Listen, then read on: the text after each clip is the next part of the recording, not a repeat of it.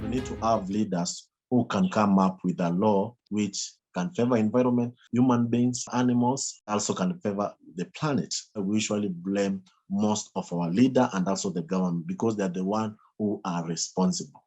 Governments have influence over the regulations they put in place to regulate firms and corporations. Taking action and lobbying and emailing your MP is so important so that the people in Parliament and the people with power realise that young people like myself are invested in climate action. Governments have to care about young people and they have to take into account young people in all future decisions. We are a force and we are an important stakeholder group. There is more we can do, apart from, taking placard and walking to the streets to protest, apart from signing petitions. We can actually take this position of leadership to influence some of these policies, that we want to see happen.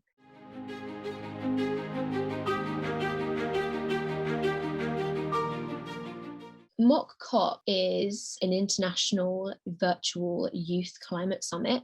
It was to fill the void of climate action. They did regional caucuses and small groups discussing perhaps what policies they wanted to see as an outcome of the 2-week event. They unveiled the COP26 treaty, which now in phase 2 of the campaign are trying to get some of the policies implemented in different countries around the world.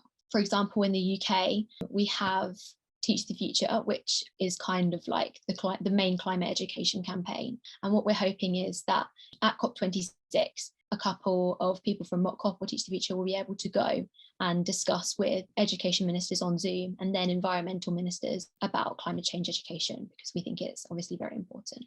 We were reached out to by the firm Equity Generation Lawyers, and they wanted to bring a class action on behalf of all young people around Australia and needed some named litigants. And so they reached out to School Strike for Climate because we were and still are the biggest youth climate movement in Australia. And so from there, we got in touch with lawyers and we've been in touch with them ever since. And so we filed the case Sharma, and that one's through the courts forcing the Environment Minister to not approve coal mines because of her duty of care to young people.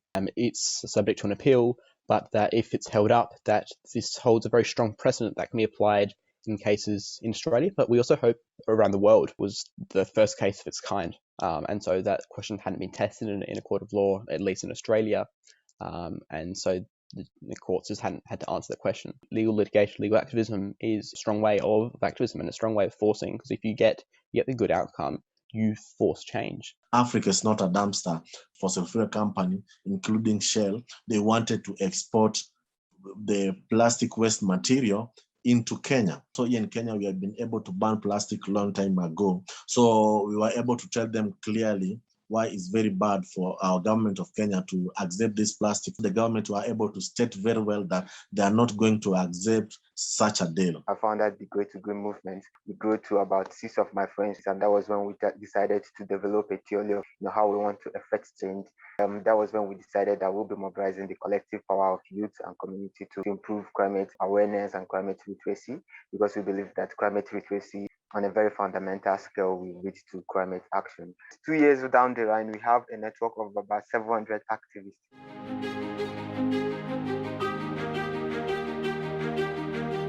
Drop the concept that these policymakers don't want to act. Make a case for why you want to see them.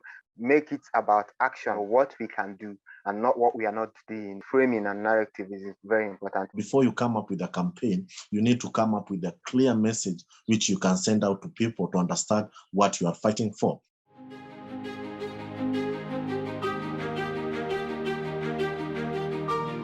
Get your friends involved, get your family involved, get your school involved, get everyone in your community involved. Turn urgency into creativity. It's only through a mass movement of people that we can force change. Make it about action, what we can do and not what we are not doing. Be yourself. Don't be like Greta. So you need to come up with your own way to see how you're going to fight, because we are the future generation and also we are the future leader.